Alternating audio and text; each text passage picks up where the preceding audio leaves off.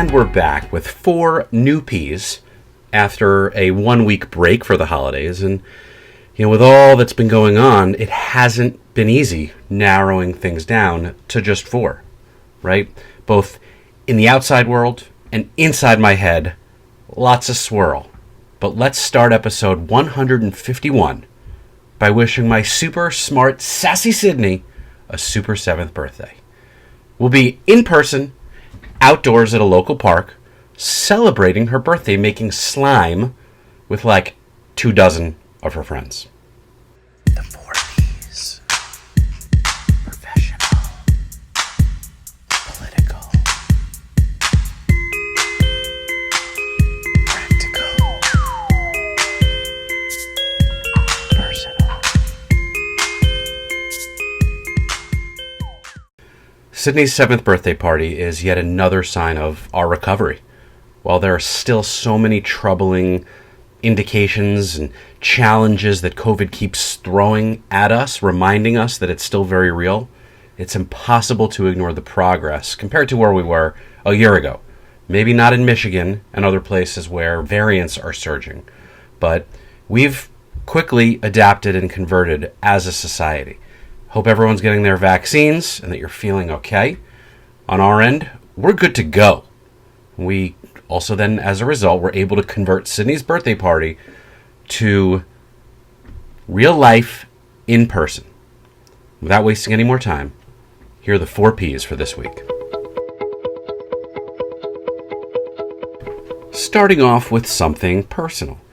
A few months ago, the New York Times shared an ominous prediction that New York City's tourist economy may not recover to its pre-pandemic levels until at least 2025.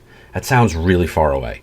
But, as mentioned, signs of life are very much starting to pop up, like the daffodils. There's baseball, there's basketball, there's people in bars and at barbecues and out sunbathing, hopefully all while following the proper safety and health protocols.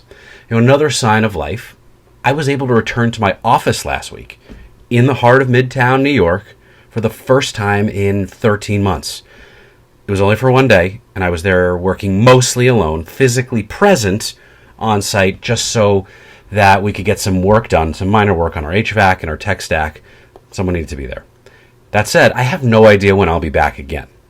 Truthfully, I was filled with a range of emotions. Excited to be outside my house and working, of course, but it was a little eerie being in this big open space. Things still exactly where they were, left on people's desks, mostly frozen in time since March 10th, 2020. If you're counting, that's 392 days.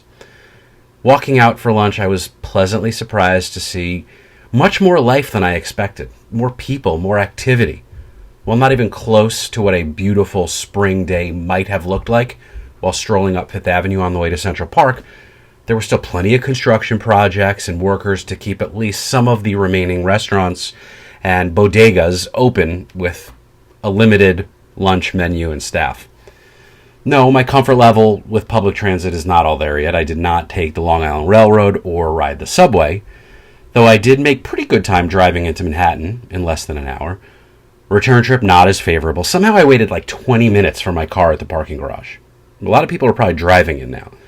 I then spent 2 hours going home in what looked like pre-lockdown rush hour traffic. People are on the roads.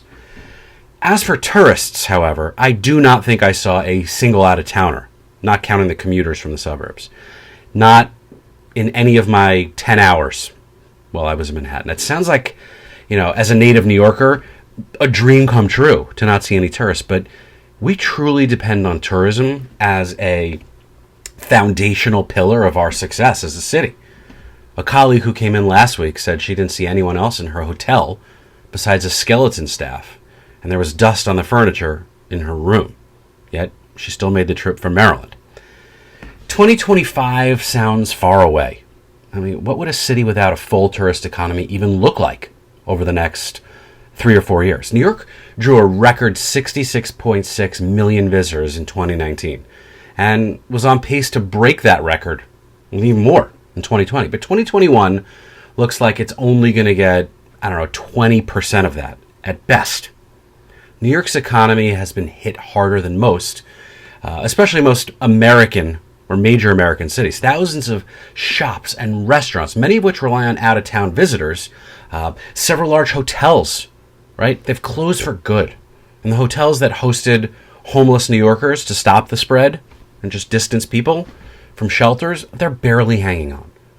Broadway, still dark, no shows. International travel is all but halted.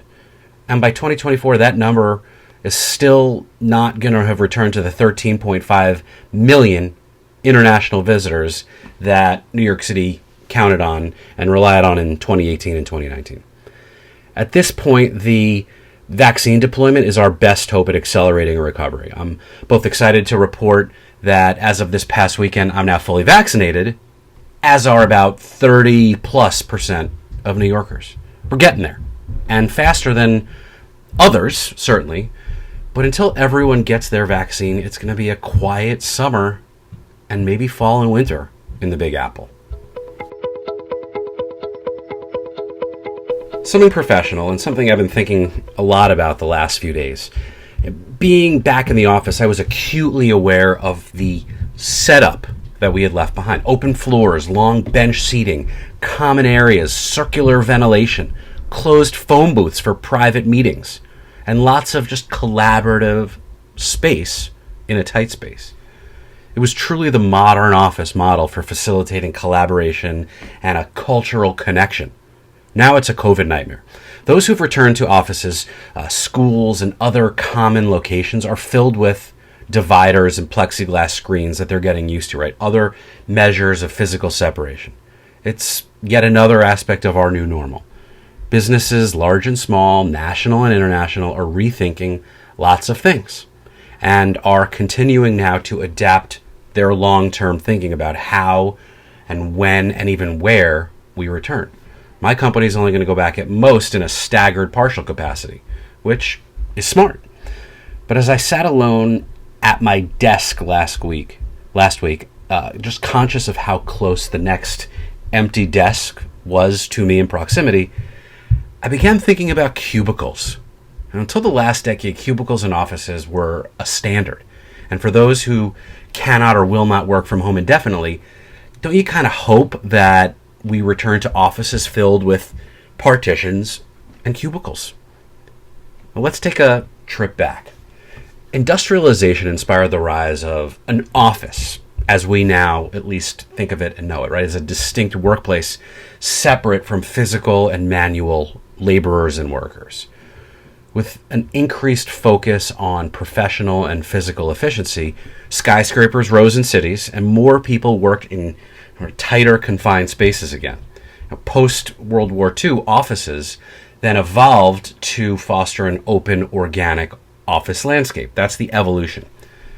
But rather than relying on the hierarchical structures of rows and tables and efficiency-based office designs, mid-century office adaptations and spaces began to rely on a flow of human interaction and how different parts, right, such as communication and paper flow and varying needs of privacy and interaction were linked. And it started in Europe, but soon crossed the Atlantic to the United States, where companies were eager to get rid of dingy offices and adopt these flexible office spaces, right, that we all know. Pause, because the development of specialization and departmentalization and other izations, right, and new ideas translated into burgeoning administrative branches in businesses, right? But, the distractions, right? Typewriters typing loudly, people walking and chatting, noisiness, and a desire for privacy eventually compelled commercial designers to put up sound screens between desks. The plexiglass we know today. This wasn't entirely successful, though, because of glares from sunlight and echoes.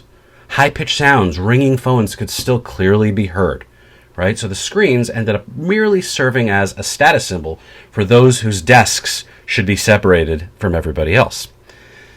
But despite innovative attempts at office design, the demand for cheap solutions was always more pressing. Ultimately, it turned out that companies didn't care much for progressive ideas such as workspace mobility or flexibility or even employee health. Instead of spending money on carefully designed offices, companies wanted cheap solutions. That thinking inside the box led to cubicles. Yeah, we're now, fast forward, on more virtual calls and connecting remotely, more so than ever.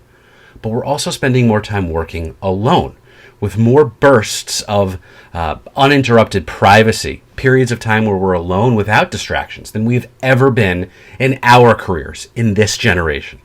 Freedom to stretch and grunt and pick our noses and talk loudly, belch after lunch, clip our nails at our desks, and so many other gross things that you wouldn't do in public. A return to social and communal workspaces has to be gradual for that reason alone. So I say to you, office services teams, put up those walls. Something practical. And it's been a while since I've been on a job interview, but the one term that I remember most frequently or most often using to define myself more than really anything else in those conversations was problem solver. I remember using it a lot, and everyone uses it a lot. And it's become a meaningless cliche that has kind of lost its unique standoutness. Yet problem solving remains one of the most important, yet consistently neglected and overlooked skills in the modern workplace. With routine jobs declining around the world, more and more employees are being tasked with tackling open-ended challenges that don't necessarily have a template or a playbook to follow for how it's been previously solved. But you don't need an MBA or a PhD in statistics to be a great problem solver. You just need a good mix of left and right brain. To solve a problem, you first have to frame it correctly, right? Do that, and the solution becomes a little bit clearer. Some people do this intuitively without breaking a sweat, but you don't have to be this wonderkind to be a great problem solver. In fact, the basics are pretty simple once you know them. To find useful solutions, you first have to understand that you actually have a problem or a challenge in the first place and define it as such. A mistake that I used to make was thinking about, just immediately jumping in or just starting to find a solution before actually thinking about all of what goes into making that a challenge in the first place.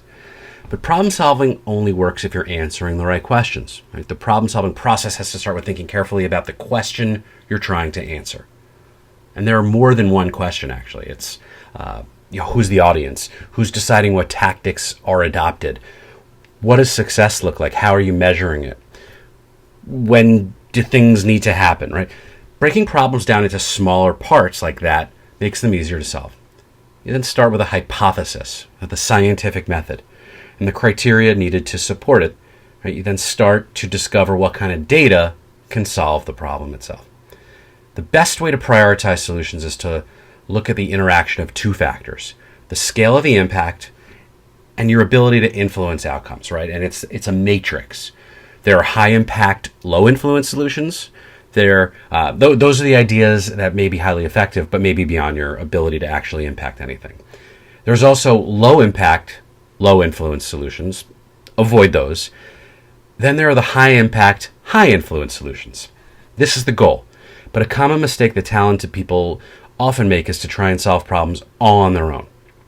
There are more than 100 common cognitive errors that any one of us can make individually. So the best way to eradicate biases and individual mistakes is teamwork. And within that team, having data analysts and insightful strategists, it's always done me well. Of course, collecting data is one thing. Using it to come up with beneficial solutions is another. As vital as data is to solving problems, it can't really tell you anything on its own. You have to interpret it and then make recommendations based on it. So, if you happen to be sitting across from me in an interview at some point, or maybe not in person for now, in a Google Meet virtually somewhere, but in an interview experience, here's your heads up that I'm not just going to take a superficial problem-solving response at face value without probing deeper as to what that means to you and how you actually go about tackling that. What's the methodology?